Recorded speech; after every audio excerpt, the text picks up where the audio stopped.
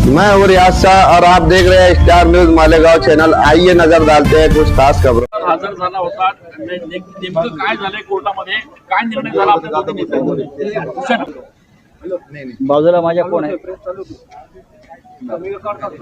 दादाजी भुसे आहेत, मी इथे बाजूला आहे. आम्हाला दोघांनाही जेव्हा न्यायालयानं पाहिलं तेव्हा असं केलं, म्हणजे संपलं ना. संपलेला आहे विषय, राहिलेला नाही. ज्यांच्यामुळे विषय निर्माण झाला तेही आमच्यात राहिलेले नाहीत, तेही सत्ता पक्षात गेलेले आहेत. आता त्यांचं त्याने पाहावं या मताचा मी आहे. दादा भुसे यांनी अत्यंत ग्रेसफुली हा विषय संपवण्यासाठी सहकार्य केलं, ही चांगली आनंदाची गोष्ट आहे. म्हणजे दादांचे आणि आमचे जे पूर्वीचे नातेसंबंध आहेत ते इथे कामी आले. आणि माझ्या तब्येतीमुळे मला आता फार धावपळ अशी इथे लांब करता येत नाही, कारखाना येता येत नाही, पण जे घडलंय ते उत्तम घडलंय. आता जे तुम्ही निर्णय घेतलेला आहे कुठेतरी महाराष्ट्राच्या राजकीय संस्कृतीला धरून आहे असं म्हणता येईल. महाराष्ट्राची ही संस्कृती आहे ना, यापेक्षा वेगळी संस्कृती कधीच महाराष्ट्राची नव्हती. आणि ही संस्कृती कायम राहावं असं आम्हाला दोघांनाही वाटतं. दादा बोलतील ना आता. साहेब, पण यापुढे पुन्हा अशी वक्तव्य होतील का? बघा, ते वक्तव्य मुळात ज्या आधारावर मी केलं होतं, तो आधार जो आहे ज्यांनी निर्माण केला होता त्यांनी आता त्या संदर्भात काय ते पाहावं. मला असं वाटलं की माझ्याकडून चुकीच्या आधारावर मी वक्तव्य केलं असं मला नंतर लक्षात आलं. आणि ज्यांनी ते समोर आणलं ते आता स्वतःच दूर गेलेले आहेत. त्याच्यामुळे मी कशा करता या विषयावर दादांशी भांडू, हा माझा सरळ मुद्दा आहे. ज्यांना भांडायचं असेल ते भांडतील किंवा लढतील. कुठे प्रकरण सत्ता पक्षामध्ये तेही गेलेले आहेत, दादा स्वतः मंत्री आहेत. पण आपल्याकडनं प्रतिज्ञापत्र सादर करण्यात आलं, दिलगिरी व्यक्त केली का? आपल्याकडनं नेमकं सादर काय झालं? नाही, आम्हाला हा विषय संपवायचा आहे. माझी भूमिका एवढीच होती जेव्हा माझ्या समोर आलं तेव्हा की हा कारखाना अद्याप जो आहे तो उभा करायला नाही. पण त्या संदर्भात मी नंतर माहिती घेतली, दादांकडून सुद्धा माहिती आली. आणि मला असं वाटतं या विषयावर फार चर्चा आता करू नये, जे झालंय ठीक आहे.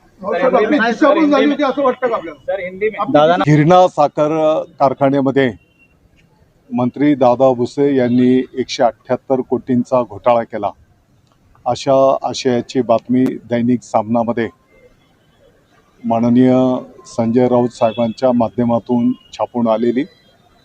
मला वाटतं की सर्व मालेगाव आणि पंचक्रोशीच्या जनतेला माहिती आहे, एकेकाळी सहकार क्षेत्रातून उभा राहिलेला हा गिरणा सहकारी साखर कारखाना DRT कोडच्या माध्यमातून विक्रीला जेव्हा निघाला होता तर त्या काळामध्ये साधारणतः एक 11,000च्या आसपास सभासद शेतकऱ्यांनी एकत्र येऊन हा कारखाना परत एकदा याच तालुक्याच्या शेतकऱ्यांच्या मालकीचा राहिला पाहिजे म्हणून साधारणपणे 1100 रुपयाच्या पटीमध्ये शेअर्स उभे केले होते. आपल्या सर्वांना माहिती आहे की एक महिनाभर सर्व पक्षीय लोकांनी एकत्रितपणे येऊन हा प्रयत्न केला होता.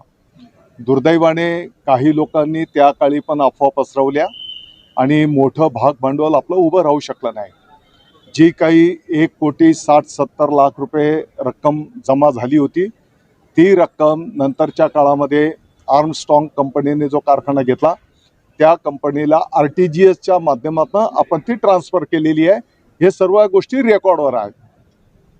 आणि मग असं असताना जो काही आरोप आपल्या मालेगाववर केला गेला आणि त्याच्यामुळे मालेगावच्या शेतकऱ्यांचा अवमान झाला, या भावनेतून आम्ही सर्व पदाधिकाऱ्यांनी एकत्रितपणे चर्चा करून मग एकतर हे शब्द मागे घ्यावेत अशा प्रकारची भावना आम्ही माननीय राऊत साहेबांकडे व्यक्त केलेली. तसं त्यांना नोटीस दिली होती आणि तसं भूमिका त्यांनी न घेतल्याच्यामुळे मग या ठिकाणी खटला दाखल केलेला होता. नंतरच्या काळामध्ये राऊत साहेबांनी याचं सगळं पडताळणी केल्याच्या नंतर त्यांना हे आढळून आलंय की आपण केलेला जो काही आरोप आहे तो चुकीचा आहे, निलाखस खोटा आहे. ज्यांनी त्यांना माहिती दिलेली होती, मला अपेक्षित होतं की त्यांनी नाव सुद्धा घ्यायला पाहिजे होतं. हो, मी सांगतो ना, मी सकाळी नाव घेतलेलं आहे. तर अद्वै हिरे यांनी ही माहिती दिली होती, हे सत्य आहे. सकाळी मी या विषयावर बोललेलो आहे. तर त्या खोट्या माहितीच्या आधारावर त्यांनी ते आरोप केलेले होते आणि मग त्यांनी आताच्या घडीला मालेगावच्या शेतकऱ्यांची, नागरिकांची, सभासदांची दिलगिरी माफी मागितलेली आहे आणि म्हणून त्यांच्या तब्येतीचाही विषय आहे. या सर्व गोष्टींचा विचार करून आज हा खटला मागे घेण्यात आलेला आहे. आज जो आमच्या राहतील. बघा, त्यांनी माननीय राऊत साहेबांनी चुकीच्या आधारावर म्हणजे मधला पॉइंटच काढून टाकला होता. 1,78,00,000 डायरेक्ट 178 कोटी करून टाकले होते आणि म्हणून मालेगावच्या शेतकऱ्यांचा, नागरिकांचा जो संभ्रम, गैरसमज झालेला होता, आज त्यांनी दिलगिरी त्या शेतकऱ्यांची माफी मागून तो दूर केलेला आहे आणि त्यांच्या तब्येतीचंही कारण आहे. या सर्व गोष्टी पाहता मालेगावच्या शेतकऱ्यांनी सांगितलं की आपण त्यांच्या विनंतीला मान देऊ, हा खटला मागे घेऊ. साहेब म्हणजे त्याप्रमाणे जुने नातेसंबंध, जुना जो तुमचा स्नेह होता तो या ठिकाणी कामाला नाही, मला वाटतं की ही वस्तुस्थिती आहे की गेली काही वर्ष त्यांच्या नेतृत्वाखाली आमच्यासारख्या कार्यकर्त्यांनी पण काम केलेलं आहे. मला विश्वास होता की त्यांनाही माहिती आहे की दादा भुसे काय करू शकतो आणि काय करू शकत नाही. आणि मग असं असल्यानंतर त्यांच्याकडनं पण मला अशी अपेक्षा नव्हती. किमान कोणतीही गोष्ट बोलताना आपण त्याची खातरजमा करून घेतली पाहिजे. जेव्हा त्यांनी त्याची खातरजमा केली तर त्यांना आढळून आलं की बाबा आपण जे वक्तव्य केलं, जे लिहिलं ते चुकीचं आहे आणि त्यानंतर त्यांनी त्या पद्धतीची भूमिका घेतली. इस वीडियो को लाइक करें, हमारे चैनल को सब्सक्राइब कर बेल आइकन जरूर प्रेस करें. हम